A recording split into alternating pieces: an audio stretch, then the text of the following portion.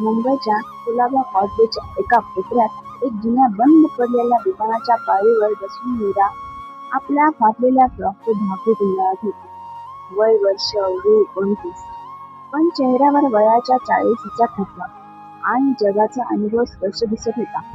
तिच्या हातात एक प्लास्टिकचा फुटलेला कप होता, ज्यामध्ये लोकांनी टाकलेली काही नाणी एकमेकांवर आपटून खणखण असा आवाज करत होती. साहेब, 2 रुपये द्या ना. सकाळपासून काही खाल्लं नाही. मीराने समोरून जाणाऱ्या एका सूट बूट घातलेल्या माणसासमोर हात पसरला. त्या माणसाने तिच्याकडे अत्यंत तिरस्काराने पाहिले आणि म्हणाला, हात-पाय धडधडीत आहेत. काम करून खाऊ शकत नाही का? रोज उठून भीक मागायला बसतात. त्याने तिला चिडकारले आणि तो पुढे निघून गेला.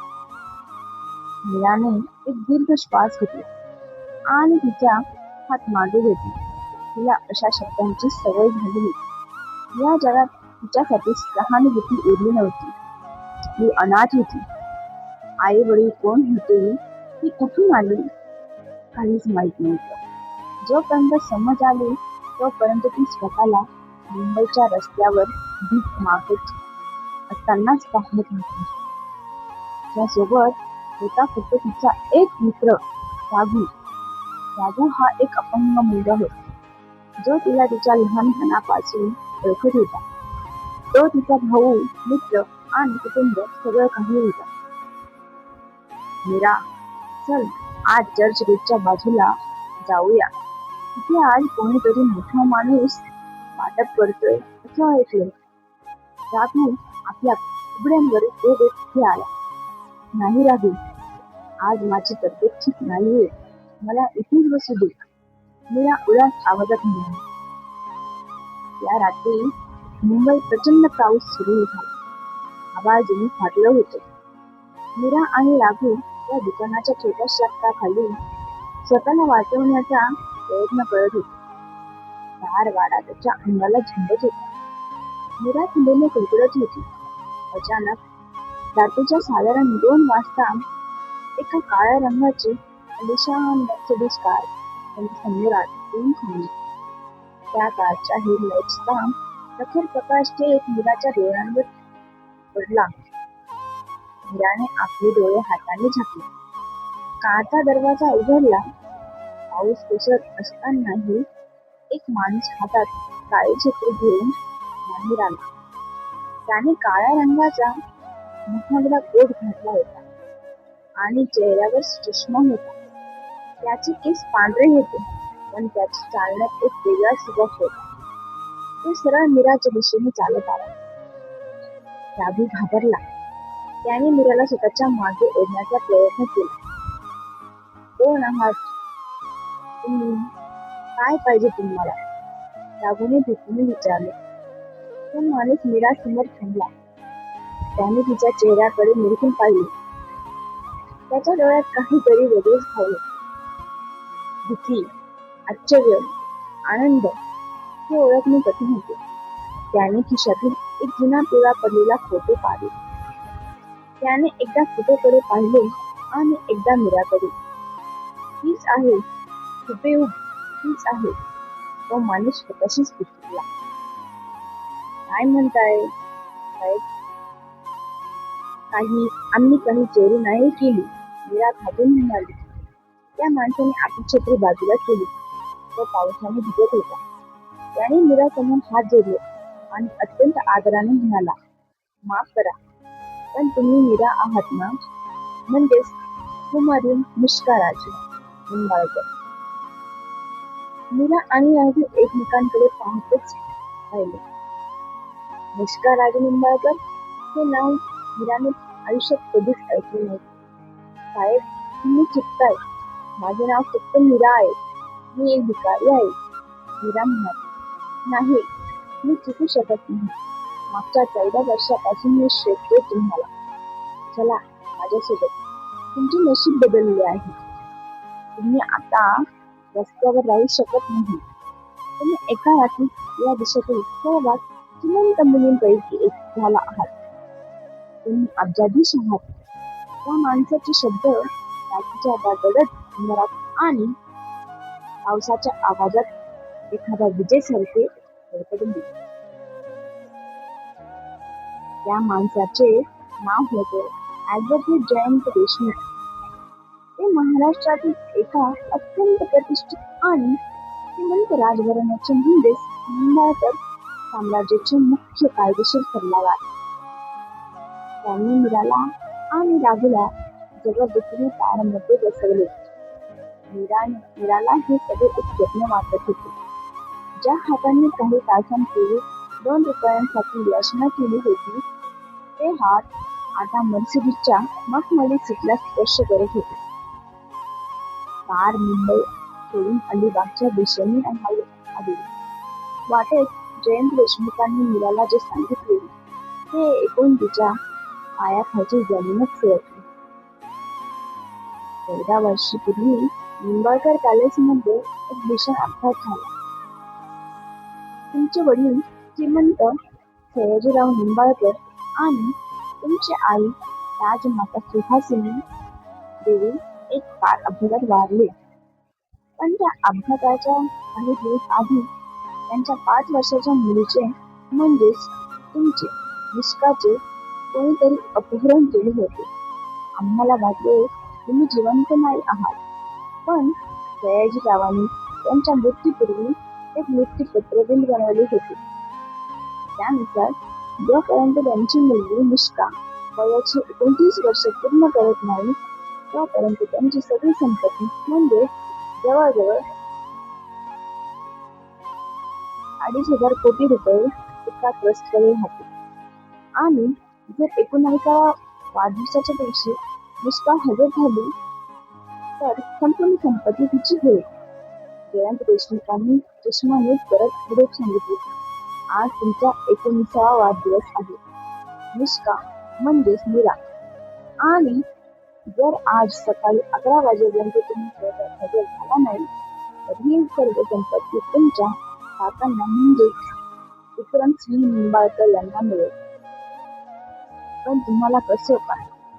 मी निष्का आहे, मीराने अविश्वासाने विचारले. जयंत यांनी तिच्या डाव्या हाताच्या खांद्याकडे बोट दाखवले. तिथे एक त्रिकोण आकाराचा जन्मशूल बर्थमार्क होता. हा जन्मशूल आणि तुमचा चेहरा माझ्याकडे DNA टेस्ट रिपोर्टही आहे, जे मी तुम्हाला नकळत मागच्या आठवड्यात तुम्ही रस्त्यावर असताना तुमच्या केसाच्या नमुन्यावरून केले होते. तुम्ही निष्कार सकाळी जगात एका महाकाय किल्ल्यासारख्या महालासमोर थांबली. निंबाळकर मिळाला. तो महाल पाहून मीरा डोळे पांढरे झाले. तिथले नोकर चाकर स्वागतासाठी उभे होते. मीरा जिच्या अंगावर फाटलेले कपडे होते, जेव्हा त्या महालात शिरली तेव्हा ती भगवता पाहून फक्त झाली. पण तिथे फक्त भगवता नव्हती, तिथे एक भयानक शांतता आणि कोणाचे तरी क्रूर डोळे तिच्यावर पायात ठेवून होते. हॉलमध्ये एक 50 वर्षाचा माणूस उभा होता, ज्याच्या हातात सिगार होती आणि डोळ्यात कमालीचा राग. तो होता विक्रमसिंह निंबाळकर, मीराचा काका. तर देशमुख अखेर तुम्ही एका भिकाऱ्याला उचलून आणलंच. माझा जमीन घासी लावण्यासाठी. विक्रमसिंह गरजला. मी हे मानत नाही. मुलगी माझी पत्नी निष्का नाहीये. हा सगळा या देशमुखांचा डाव आहे, संपत्ती मदत करण्याचा. विक्रमसिंहजी कोर्टात DNA रिपोर्ट सादर केले जाते. कायदा सत्तेची बाजू घेतो, पैशाची नाही, जयंत देशमुख शांतपणे म्हणाले. त्याच दिवशी दुपारी कायदेशीर प्रक्रिया पूर्ण झाली. कोर्टाने DNA रिपोर्ट आणि पुराव्यांच्या आधारे मीराला निष्का राजे निंबाळकर म्हणून घोषित केले. एका दिवसात, एका रात्रीत जी मुलगी रस्त्यावर शिळे अन्न मागत होती, ती 25 अब्ज रुपयांची मालकीण झाली होती. मीडियामध्ये ही बातमी वाऱ्यासारखी पसरली. भिकारी मुलगी झाली करोडपती. अशा हेडलाईन्स टीव्हीवर चमक लागत. मीराला महालाही सर्वात मोठ्या मीराला महालातील सर्वात मोठ्या आणि आलिशान खोलीत राहण्यास देण्यात आले. तिला महागडे कपडे, दागिने आणि नोकर मिळाले. राघूलाही तिथे राहण्याची परवानगी मिळाली. पण मीरा खुश नव्हती. तिला या बंद खोलीत आणि महालाच्या भिंतींमध्ये गुदमरल्यासारखे वाटत होते. राघू, मला हे सगळं खरं वाटत नाही. मला भीती वाटते. मीरा खिडकी बाहेर पाहत म्हणाली. मीरा, घाबरू नकोस. देव जेव्हा देतो ना तेव्हा छप्पर फाडून देतो. ते तुझ्या नशिबात होतं. राघूने तिचे सांत्वन केलं. पण राघूचा हा कयास चुकीचा ठरला होता. कारण हे नशीब देवाने नाही तर अत्यंत क्रूर चक्रव्यूहाने तयार केले होते. दुसऱ्या दिवशी रात्री महालात एक मोठी पार्टी आयोजित करण्यात आली होती. मीराला एका राजकन्येसारखे सजवण्यात आले होते. तिथे निळ्या रंगाचा एक सुंदर गाऊन घातला होता. पार्टीत अनेक मोठे उद्योगपती, नेते आणि सेलिब्रिटी आले होते. विक्रम सिंह सुद्धा तिथे आला होता. पण तो दारूच्या नशेत धुंद होता. पार्टी सुरू असताना जयंत देशमुख मीरा जवळ आले आणि हळूच म्हणाले, निष्का, मला तुमच्याशी एकांतात बोलायचे आहे. लायब्ररीमध्ये या. कोणालाही न सांगता. खूप महत्वाचे गुपित सांगायचे आहे. तुमच्या आई वडिलांबद्दल. मीरा थोडी गोंधळली, पण ती लायब्ररीच्या दिशेने निघाली. महालाच्या उजव्या बाजूला असलेल्या जुन्या विंगमध्ये लायब्ररी होती. तिथे अंधार होता. मीराने आत प्रवेश केला. देशमुख साहेब, तुम्ही कुठे आहात? मीराने विचारले. तिथे कोणीच नव्हते. अचानक तिला मागून कोणाच्या तरी पावलांचा आवाज आला. ती मागे वळणार तोच कोणाचा तरी एक मोठा हात तिच्या तोंडावर दाबला गेला. त्या हातात क्लोरोफॉर्म लावलेला रुमाल होता. मीराने प्रतिकार करण्याचा प्रयत्न केला, पण तिचे शरीर सैल पडू लागले. तिचे डोळे बंद होण्यापूर्वी तिला समोर एक माणसाचा चेहरा दिसला. तो चेहरा पाहून तिला धक्का बसला. तो चेहरा विक्रम सिंहचा नव्हता. तो चेहरा होता ॲडव्होकेट जयंत देशमुख यांचा. त्यांच्या चेहऱ्यावर आता तो सभ्यपणा नव्हता, तर एक अमानुष हिस्से होते. जेव्हा मीराला शुद्ध आली तेव्हा ती लायब्ररीच्या खाली असलेल्या एका गुप्त प्रयत्नात बांधलेली होती. तिच्या समोर एक टेबल होते, ज्यावर आपण काही कागदपत्रे ठेवली होती. समोर जयंत देशमुख आणि त्यांच्या शेजारी राघू होता. राघूला तिथे पाहून मीराला सर्वात मोठा फटका बसला. राघू, तू इथे काय करतोयस आणि मला इथे का बांधले? राघू हसला. तो हसून आपल्या उघड्या बाजूला फेकून सरळ उभा राहिला. त्याचे पाय अगदी बरे होते. तो अपंग असण्याचे नाटक करत होता. माफ कर मीरा. सॉरी निष्का. राघू उठून आवाजात म्हणाला. तुला काय वाटलं? रस्त्यावरचा एक अपंग मुलगा तुझा प्रामाणिक मित्र होता? नाही, हा सगळा प्लॅन आजपासून 6 वर्षापूर्वी सुरू झाला होता. जयंत देशमुखांनी पुढे एक सांगितले. हो निष्का, 14 वर्षापूर्वी तुझ्या आई वडिलांचा अपघात मीच घडवून आणला होता. मला त्यांची सगळी संपत्ती हवी होती. पण सयाजीरावांनी हुशारने ही संपत्ती तुझ्या नावावर केली आणि तुला गायब केले. मला माहित होतं ही संपत्ती मिळवायची असेल तर खरी निष्काच ही संपत्ती काढू शकते. म्हणून मी या राघूला तुझ्या मागे लावले. राघू हा दुसरा कोणी नसून माझा सख्खा मुलगा आहे. मीराच्या डोळ्यातून अश्रू वाहू लागले. ज्या मित्राला तिने आपले सर्वस्व मानले होते तोच तिच्या विनाशाचे कारण बनला. आम्ही तुला इतकी वर्ष रस्त्यावर भीक मागताना पाहत होतो कारण आम्हाला योग्य वेळेची वाट पाहायची होती. तुझ्या 19व्या वाढदिवसाची जर आम्ही तिला आधीच घरात आणले असते तर विक्रम सिंहने तिला मारून टाकले असते. म्हणून आम्ही तिला रस्त्यावर सुरक्षित ठेवले. आज तू संपत्तीची मालकीण झालीस. आता या कागदपत्रांवर सही कर, ज्यानुसार तू ही सर्व संपत्ती एक नवीन ट्रस्टला दान करत आहेस, ज्याचा मालक मी आणि राजू आहे. तू कर, नाहीतर तुझा हा प्रवास इथेच संपेल.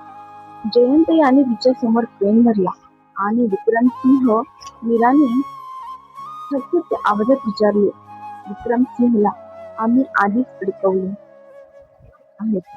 आज रात्री तू गायब झाल्यावर पोलीस विक्रम सिंहला अटक करतील की त्याने संपत्तीसाठी तुझ्यावर हल्ला केला. एका दगडात दोन पक्षी. राघू म्हणाला. मीरा आता पूर्णपणे अडकली होती. एका दिवसात मिळालेली अब्जावधींची संपत्ती आता तिच्या मृत्यूच्या परवान्यात बनली होती.